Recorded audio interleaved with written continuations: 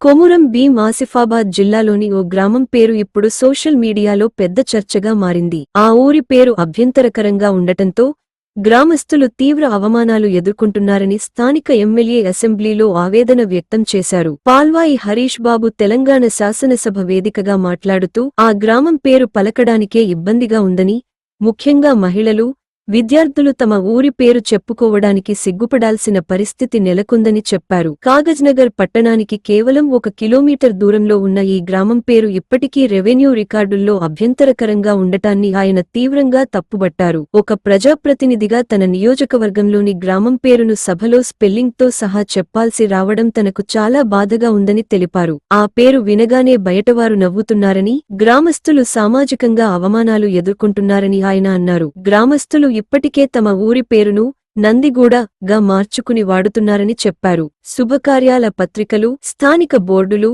రోజువారీ వ్యవహారాల్లో నందిగూడ అనే పేరు ఉపయోగిస్తున్నప్పటికీ ప్రభుత్వ రికార్డులు, రెవెన్యూ పత్రాలు, ఆధార్ వంటి అధికారిక డాక్యుమెంట్లలో మాత్రం పాత పేరే కొనసాగుతోందని వివరించారు. దీంతో ప్రభుత్వ కార్యాలయాలకు వెళ్లిన ప్రతిసారి గ్రామస్తులు తీవ్రమైన ఇబ్బందులు, మానసిక వేదన ఎదుర్కొంటున్నారని తెలిపారు. ఈ పరిస్థితిని దృష్టిలో పెట్టుకుని అధికారిక రికార్డుల్లో కూడా గ్రామం పేరును నందిగూడ గా మార్చాలని ప్రభుత్వాన్ని కోరారు. అసెంబ్లీలో ఎమ్మెల్యే చేసిన ఈ వ్యాఖ్యల వీడియో ప్రస్తుతం సోషల్ మీడియాలో వైరల్గా మారింది. నెటిజన్లు కూడా ఎమ్మెల్యేకు మద్దతు తెలుపుతూ ఇలాంటి అభ్యంతరకరమైన గ్రామాల పేర్లను వెంటనే మార్చాలని డిమాండ్ చేస్తున్నారు.